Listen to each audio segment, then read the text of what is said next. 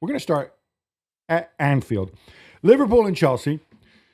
Liverpool come out 2-1 winners. They're top of the table. I was struck by the fact that after the game, you had Arne Slot coming out and praising his team for how they played and whatnot. And you had Enzo Maresca coming out and saying that he was happy with the way Chelsea played because they took the game to them, they dominated possession, controlled the game, blah, blah, blah. Can both things be true? I think so. I think it was a heavyweight fight. Maresca could probably be saying, let's have a rematch, shall we? Because we got beaten there, but we only got beaten on points, and we had the chances. I had the chances later on, like most of the games that we're going to be talking about around Europe. It came down to the fine margins, didn't it? And it came down to some great performances as well. But I think it probably showed that Liverpool are about to be taken seriously. Man City didn't have a great weekend. Can't say that Liverpool cruised to it, but ultimately they just had that extra gear and they had the extra players for Arne Slot to look to on the bench to bring on and maybe change the pace of the game. And I think Liverpool is superb and top of the table. You don't get there by accident, do you? I've made this point before about how I think Arne Slot, while they're, when they had to go and find a replacement for Jurgen Klopp, or a successor, I should say, because Jurgen Klopp, of course, can never be replaced.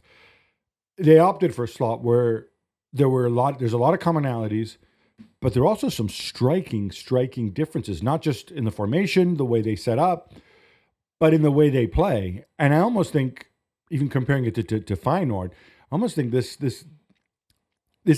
ability that they have to play more in possession, to slow the game down, to then suddenly go fast when they need to, it's very different from Klopp, in my opinion, which seemed to be sort of, foot down the whole time. Yeah, first time I saw them this season when I went to Anfield, it was ironically the only game that they lost this year, so it wasn't the best example. They won't be inviting you back.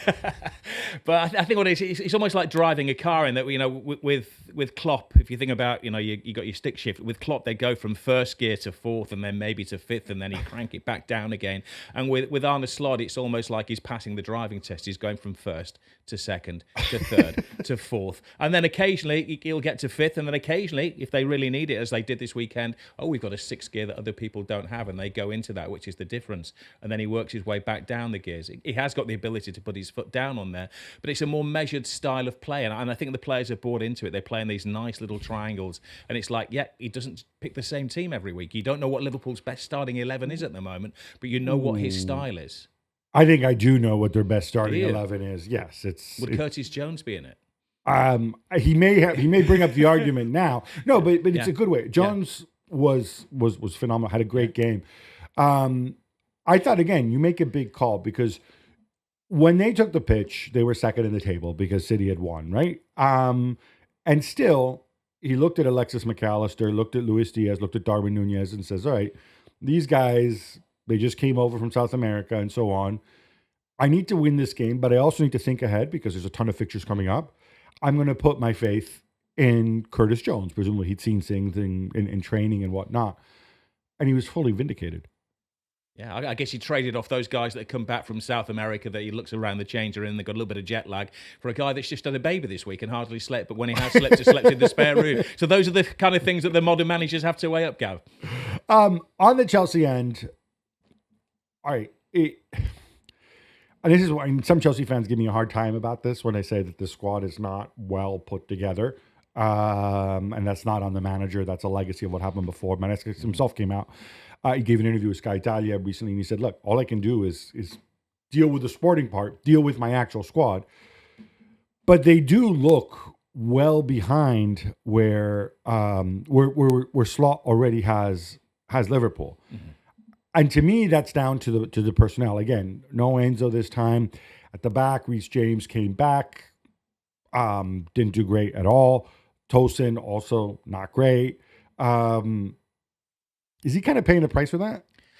I think the thing is, with Arne Slot, if you're comparing him to Slot's come into a room that is already decorated and he's putting his own kind of little slant on things and maybe moving the furniture around just a little bit here and there. But when you're looking at Maresca, he's coming in and it's a complete kind of renovation, isn't it? He's had to sort out those players that are on the other pitch over there that he's had to sideline. He's had the looks at the likes of Reece, James that's come in as well. Tosin, I didn't think had a great. I think he should have been sent off if I'm really honest at the weekend as well. So yeah, I think it's a learning curve, and he's probably ahead of the curve from where he thinks he should be. I think that's exactly it. I don't think Chelsea played badly, but it's just a They had more reminder. possession, didn't they, as well? Yeah, at Anfield, which, yeah. but it's the Slot era. Times have changed.